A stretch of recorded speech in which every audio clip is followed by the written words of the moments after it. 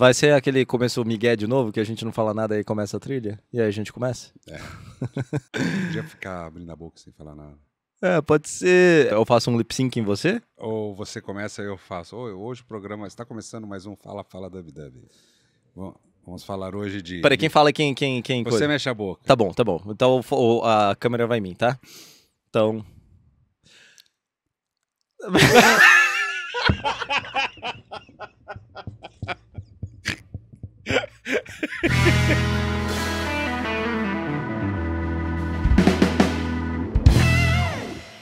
Quem fala? Eu falo. Tá bom, eu falo que eu fiquei... Eu faço só uma mexida Tá do lado. Fala, galera, tá começando mais um Fala. Hoje nós vamos falar de lip sync e voice over. Fala! Agora fodeu. Vai. Vamos lá agora, vai, concentrando. Fala, galera! Tá começando mais um Fala Fala Dub Dub. E hoje nós vamos falar de voice over e lip sync. E aí, Renan, beleza? Não, agora tá valendo. Tá bom. Beleza, e você? Versão brasileira. Fala, dub, dub. Bom, galera, está começando mais um Fala Fala Dub Dub, essa brincadeira aí. Tentei dublar o Renan, mas é que deu muito errado, por isso que a gente tá rindo. Deu. Mas deu certo. No final das contas, deu certo. Deve ter ficado uma bosta, mas ficou bom. Ficou uma bosta, mas ficou bom. Exatamente. Então fala aí para aquelas coisas. Tá bom, eu vou falar aquelas coisas, então dessa vez eu vou fazer assim, por um acaso, essa voz aqui. Nossa, olha, a gente precisa diferente. chegar em 10 mil inscritos, Enio. Isso mesmo, vou fazer com essa voz. Precisamos chegar a 10 mil inscritos para ver essa porcaria de Fala Fala Dub Dub. É isso, apesar do meu avô, que eu não sei o nome dele, não gostar de podcast, a gente gosta muito de podcast, então não se esqueçam de dar curtida, né, dar joinha nesse vídeo, de se inscrever no canal e compartilha aí com todo mundo, demorou? Isso mesmo, e chega de falar assim agora. Exatamente, porque senão 40, 50 minutos de programa falando assim vai encher o saco, Ou a gente vai ficar sem... Não, mentira, não. Não, acho que não. Acho que dá, né? Será que força? Acho que dá. A minha eu consigo fazer bastante tempo, o Rick. Não, eu também faço mole. Eu não aqueci muito agora, então talvez isso seja ruim. Mas enfim, vamos falar justamente sobre dublagem. Olha só, que coisa. Que coisa, né? Que é um tema que a gente... Corriqueiro aqui. É corriqueiro, mas ao mesmo tempo a gente ainda não fez tantos vídeos sobre dublagem, né? Será, se vocês estão sentindo falta disso, dá um salve aí, fala aí, pá, não sei o quê. Fala, mas você só fala e dub dub. E o dub dub, né? Porra, né?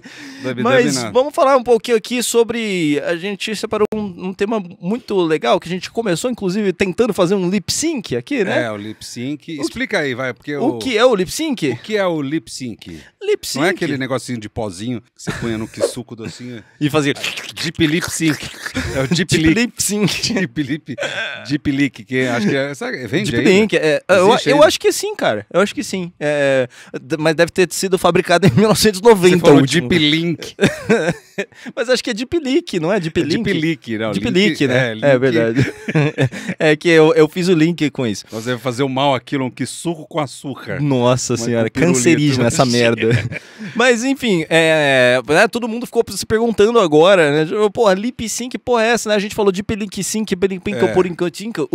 São duas coisas, né? É lip sync e voice over. Exatamente. São duas grandes escolas / técnicas, né? Não escolas, né? Escola estadual. Lip sync. Lip sync de Almeida Prado. Voice EPG. Over. Senhor voice over. Segundo. Não, mas eu falei escola, mas nem escola é. São técnicas de dublagem, né? Que isso não foi surgido do nada, assim, né? Foi basicamente os clientes que decidiram, né?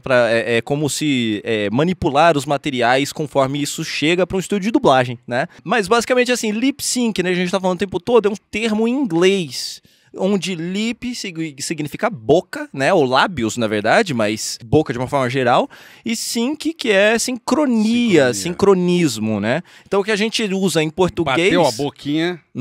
A gente usa em português, então, lip sync, que é sincronismo labial. Nossa, você ia falar nada a ver. Sincronismo labial. Sincronismo. É um super beijo bem dado. Só uma super dublagem bem feita. Isso, olha aí. Olha só. Então, quando a gente tem uma dublagem que é feita em lip sync, geralmente as a maior parte, se não todas, as ficções que a gente tem de materiais de audiovisual de ficção são em lip sync.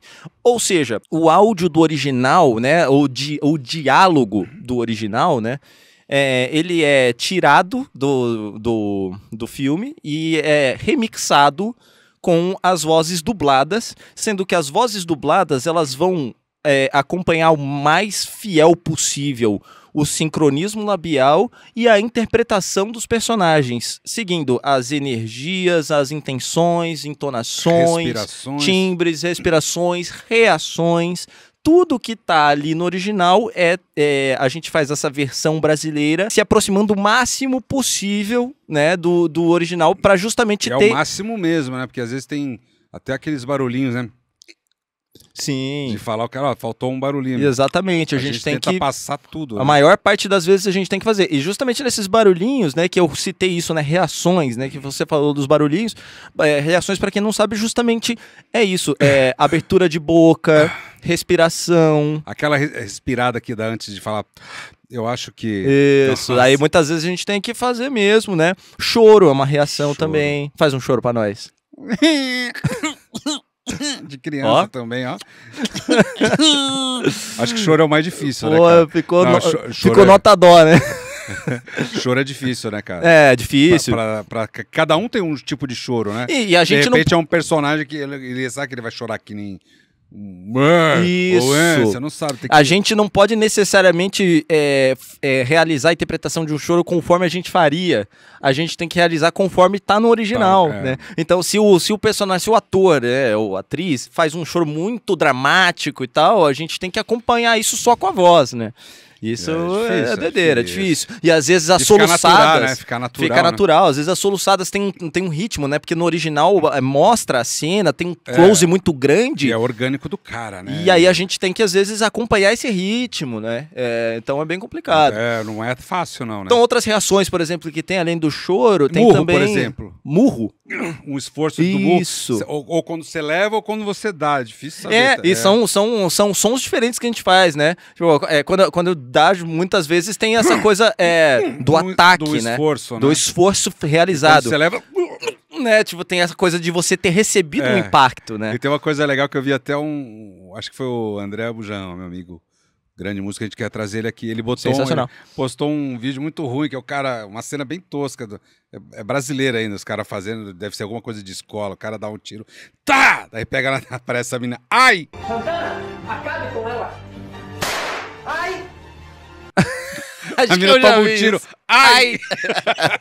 É muito louco isso, porque a gente leva o tiro, não tem reação, né? E, na verdade, cabeça...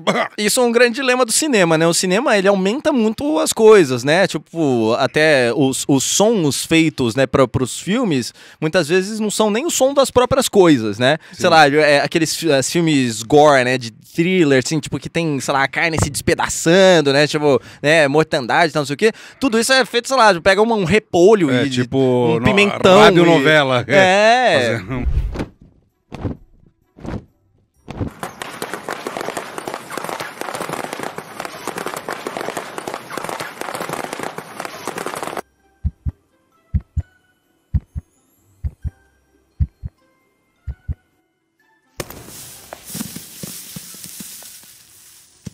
Mas até hoje, né? Até hoje é assim. E isso com morte de personagens também, né? Muitas vezes, quando a gente vai dublar um filme de ação, tem, sei lá, um cara tomando um tiro, tem essa coisa. Só que, tipo, quem toma um tiro na vida real... Não tem dor, né? Não faz isso.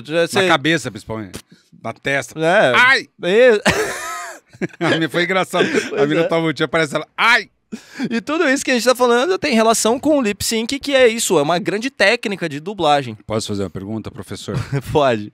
Às vezes tem filme, tem muita luta, às vezes você grava todas as reações, e às vezes chega pro cliente e o cara, não, vamos usar o original. Muito bom. Eu já fiz Nota Uma 10. hora de briga e não usaram nada. Tudo bem, eu ganhei. Cada reação você ganha. Quando você grava, você ganha. Isso foi bom porque quando eu tava falando das reações, eu falei que muitas vezes a gente faz, mas tem vezes que a gente não faz, Sim. ou não deveria fazer. E essa... O cliente não quer. Isso, exatamente.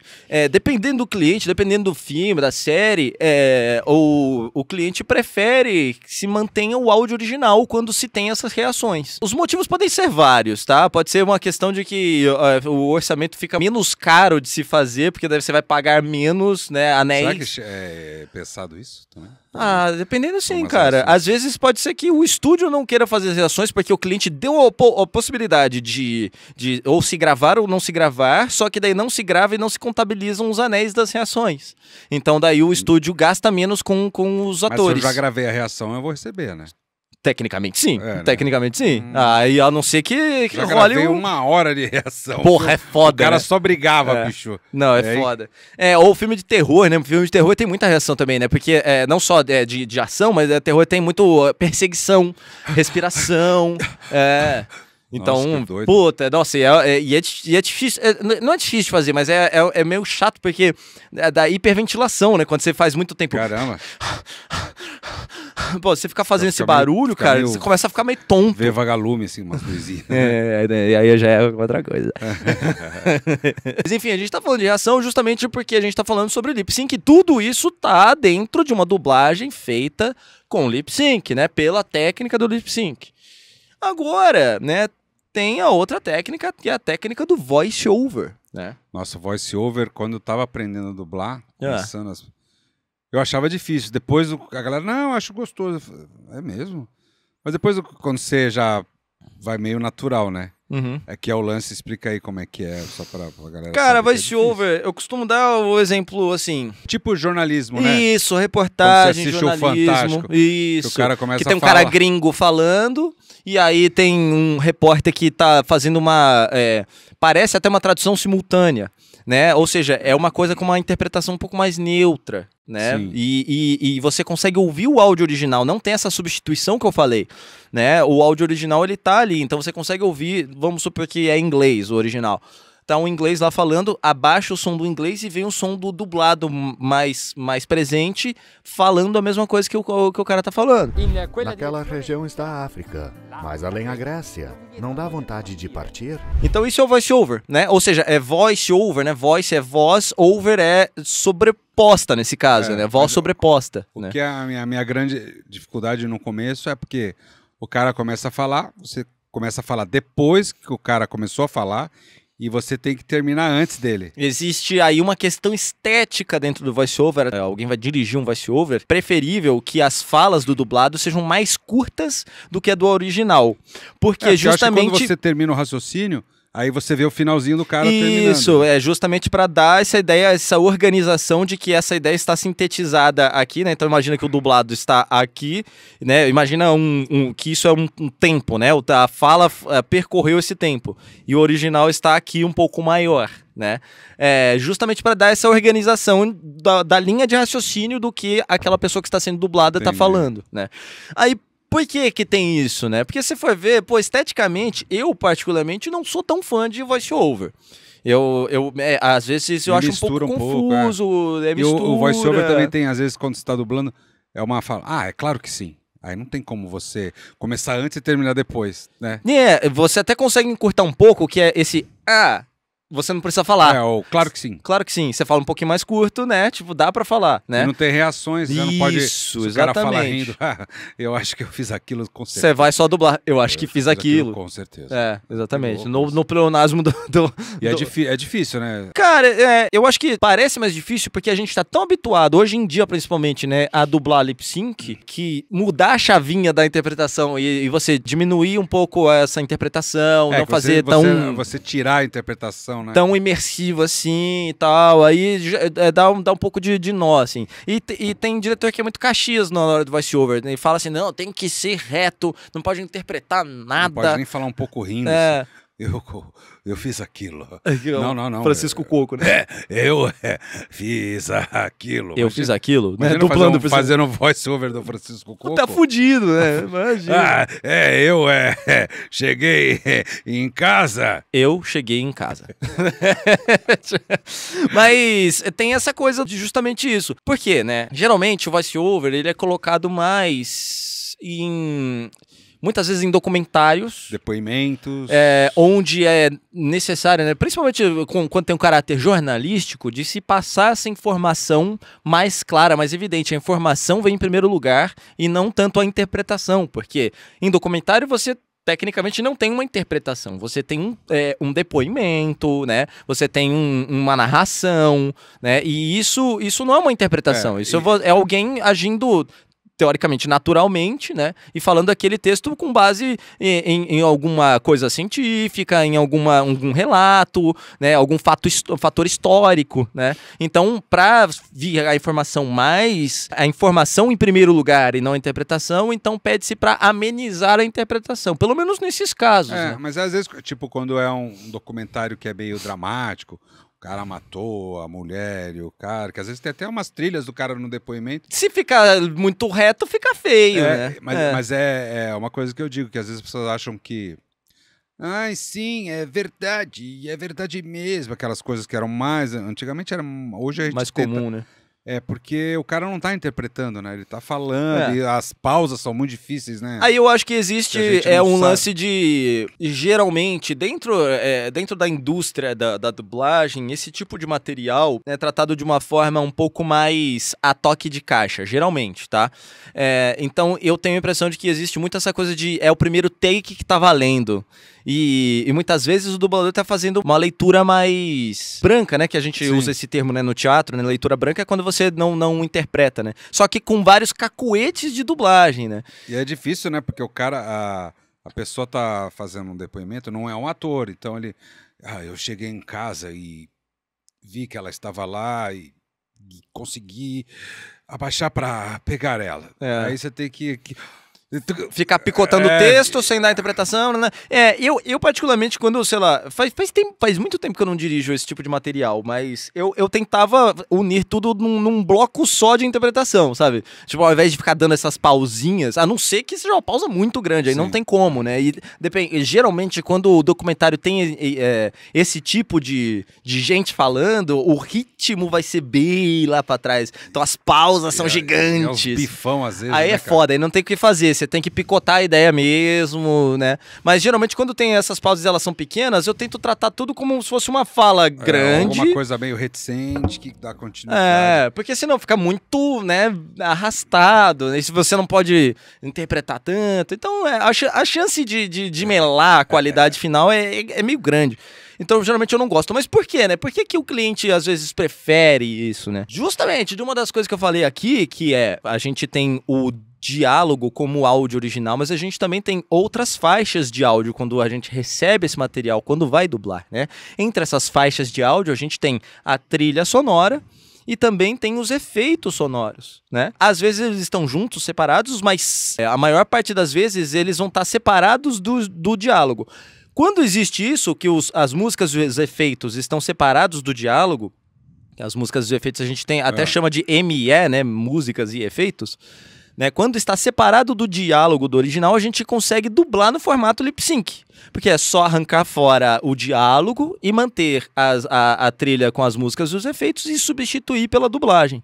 Agora, às vezes o cliente não tem esse material disponível separado. Vem o original, vem com a trilha. Vem tudo junto. Quando vem tudo junto, por isso que faz isso. Aí o cliente opta por fazer o voice over. Mas às vezes é uma salada mista. Já aconteceu, eu já participei de produções onde o cliente queria que fizesse lip sync e ele não tinha separado os efeitos e tal. Por quê? Geralmente reality shows de situações cotidianas, então, sei lá, a gente fez muita coisa do chefe Gordon Ramsay, aquele loirinho lá. Cozinha. Isso, Hell's Kitchen, Kitchen Nightmare. Esses efeitos, esses áudios de efeitos sonoros, eles estão muitas vezes nos microfones de lapela que ficam nos participantes. E não é feita uma pós-produção desses áudios. né? Que louco. Então, quando você vai substituir o áudio do original, você perde esses efeitos, porque isso estava só nos microfones aqui. E não se preocupou em ter, né, um shotgun, geral, um boom geral que pegava esses sons e isso ser separado do áudio das falas e tal. Porque reality show, geralmente, o orçamento é feito de outra forma, a logística da produção é feita de outra forma. E daí o cliente queria dublar esse lip sync, mas mas não se preocuparia de não ter esses sons de efeitos, né, de coisas. Ficou horrível. E aí muitas vezes acontece de fazer no estúdio. Tem aquela cena tem aquela clássica que é meme, de novela mexicana que chega Rebelde. Esse chega na escola, clac, clac, clac, é muitos passos.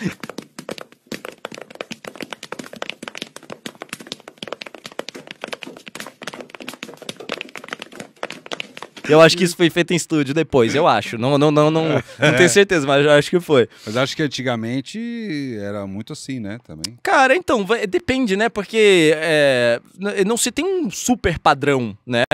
Cada distribuidora vai agir de uma forma quando vai distribuir, localizar as produções. Então, velho, cada cliente vai ter um jeito de lidar. Eu tenho a impressão de que é mais hoje em dia que está começando a se padronizar, pelo menos para as plataformas de streaming. E nisso a Netflix foi muito bem, assim, até como pioneira, né, das plataformas de streaming, que começou a ter um guia de tudo que vai para a plataforma de ser realizado etapa por etapa. Ó, quando acontecer isso, vocês têm que fazer ou isso, ou isso, ou isso, Caramba. a não ser que a gente tenha uma referência específica desse momento, numa lista de localização, né? Então, a organizar essas informações antes de sair localizando, sair dublando, né? A Netflix foi uma das primeiras empresas nessa atual conjuntura das plataformas e tal, de se ter isso um pouquinho mais organizado.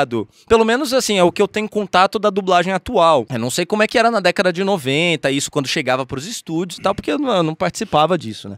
Mas quando eu peguei no começo, quando eu dirigia muito no estúdio de Campinas, era uma zona, mano. Cada cliente era de um jeito, cada canal era de um jeito. Às vezes, o timecode que vinha impresso no vídeo era que não tinha nada a ver, assim, nossa. tava completamente fora. Então, assim, pra organizar era um caos, sabe? E uma curiosidade, né, pro pessoal também, que hoje com o computador, você pode, uma fala minha que ficou atrasada, você pode vir e dar uma puxada ou pode dar uma acelerada, né, sem perder. Sim, a gente tem o artifício das gravações digitais, né? Isso veio desde a do meados da década de 90, né? Pro Tools foi um dos primeiros softwares, né, de edição de áudio, né, que a gente chama de DAW, mais tecnicamente. Eu não lembro o que significa, DAW, é uma sigla.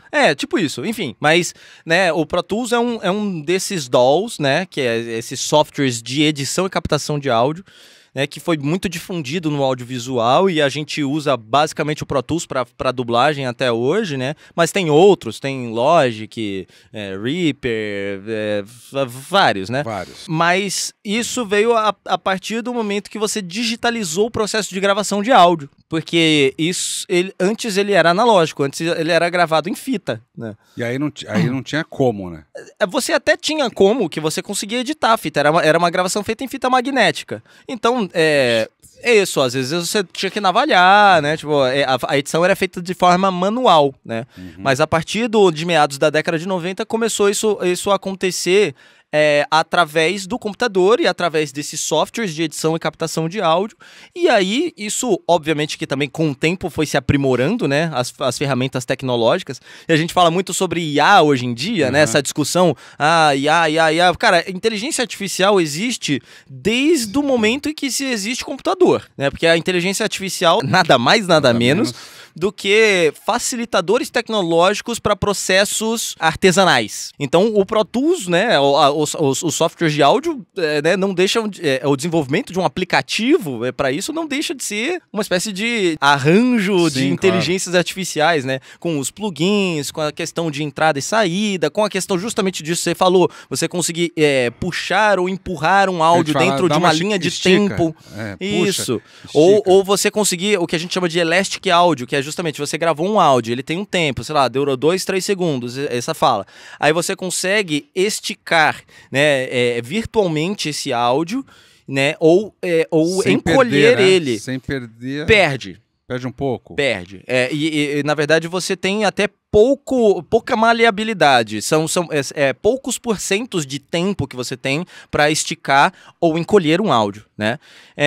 O que é mais fácil, uma voz mais grave ou uma voz mais fina, que é mais fácil? Ah, eu lembro que o cara falava, como a tua voz é grávida, se esticar, não vai perder. Você quer dizer em relação a distorcer o áudio e manipular esse áudio com Porque esse quando tipo você de estica, ferramenta. ele afina. Então, não, depende. Puta, queria isso saber. é uma discussão longa que eu vou tentar sintetizar. Essa tecnologia é justamente quando você usa pra dublagem, por exemplo, de você, tipo, nossa, Encaixar você a boca, gravou um take e a sua dublagem ficou um pouco longa e você precisa encurtar um pouco. Você faz isso através do Pro Tools. Quando você faz isso, ele tem um mecanismo de inteligência artificial, justamente, que ele consegue diminuir o tempo dessa gravação sem alterar o que a gente chama de pitch. Né, que é sem alterar a frequência da voz e parecer que você está alterando. Só que se você fizer pouco isso, vai ser pouco. Mas nessa ferramenta ele não altera isso. Só que óbvio que vai diminuir a qualidade do som, porque a sua matéria-prima, que foi o primeiro take, ele era 1. E aí você tá alterando. Um isso, ele vai modificando. Só que tem Mas é meio sutil, tem né? um limite que é perceptível para audição, ou que começa a ficar perceptível ou que não é. Eu já vi pra encaixar teve que dar uma acelerada. Às vezes, o ator não tá mais. Trazendo isso pra gravar, dublagem, às vezes acontece de certas produções, o cliente é muito chato e muito rigoroso em questão da revisão do texto antes da gravação. E você não pode mexer no texto de jeito nenhum quando você vai gravar. E aí, às vezes, o cliente não tem a percepção, geralmente quando isso acontece, o cliente não é brasileiro, né? Claro. Quem tá decidindo isso, né? Uma visão minha, mas faz sentido. E aí tem um termo que é muito longo e que no inglês é muito curto. Geralmente acontece isso muito. Sei lá, vamos dizer IA, né? IA, o cliente quer que você fale inteligência artificial. E aí no inglês ele tá falando AI, né? E aí você fala inteligência artificial. Não vai caber. E aí, tipo, o cliente não quer que mexa, senão vai voltar, né? Tipo, você não pode gravar diferente do que o cliente determinou. Então você vai gravar inteligência artificial o mais rápido que você consegue sem enrolar, e eles vão pegar aquilo, né? E vão achatar naquele tempo que o original falou AI. Isso, fica meio Ministério da Saúde adverte, fumar causa câncer no pulmão, sabe? Fica isso, né? E muitas vezes acontece. Isso em localização de jogo, hoje em dia menos, porque o cliente começou a entender que isso é errado, né? Feio, né? Fica esteticamente desagradável e começou a ser mais maleável. Mas nas localizações de jogos de uns 5 anos pra trás, isso era bem comum, assim. Não, tem que ser esse termo, tem que ser esse termo. Aí você tem que gravar o mais rápido que você consegue, achata tudo e foda-se. O próprio Rick and Morty, né? A gente tem falas que às vezes é um recurso. Está muito longo que a gente tem que tirar algumas palavras. A gente tem que tirar palavras, que é antes desse processo, mas às vezes você grava e fica um pouquinho maior, a gente pega e dá uma achatadinha e ok. Mesmo os, como a gente chama Frankenstein, quando você, no meio da fala eu errei, putz, dá pra aproveitar isso. Acho que antigamente, será que rolava? Os fitas não dava, né? Cara, até tinha, né? Porque não necessariamente todos os dubladores eram excelentes no começo. A maior parte era muito boa, tanto é tinha que fazer tudo inteira. Era muito mais difícil de você fazer, né? Porque por causa disso você tá falando. Mas tinha gente que tava em mau dia, tinha gente que tava, né? Então, pô, vai ter gravações que foram mais navalhadas ali na mão, né? Isso é meio inerente do processo, porque somos humanos, né? Então, o único jeito da gente trabalhar é trabalhar com erro, Inteligência natural. Inteligência natural ou burrice natural. Burrice natural. Às vezes acontece também. Um negócio desse eu tava dublando um filme, ele tava lendo uma carta, mas era em espanhol. Aham. E se eu fosse ler tudo que tava lá, não ia caber. Então foi uma bateção de cabeça. E aí, eu deixo de falar algumas coisas que estão ali, que tava Mas você teve que dublar em espanhol ou não? Dublei em português, mas tava bem ali, era bastante coisa e não ia caber. Daí você tem que cortar um pouco, não tem correr, jeito. cara. Você tem que cortar e correr, né? Dá pra fazer uma adaptação. E até a adaptação daquele filme do Jack Chan, né? Cortar ou correr, né? Nossa senhora. Então, assim, ó, a gente já tá começando a devanear aqui, porque o foco do nosso vídeo justamente era explicar pro pessoal sobre lip sync e voice over. Mas a gente pode trazer mais curiosidades de dublagem, histórias de bastidores, alguns temas, conforme vocês forem comentar aqui. Deixa nos comentários pra gente, por favor, tá bom? É verdade. No Dub, né? O Fala Dub é pra isso. Exatamente pra isso. Então vamos encerrar o vídeo de hoje? Você quer me dublar? Ao contrário? Tá bom. Então, galera, se vocês gostaram desse vídeo, por favor, curtam ele. E não se esqueçam de inscrever no canal, porque a gente precisa chegar nos 10 mil inscritos. Valeu, tamo junto e até a próxima!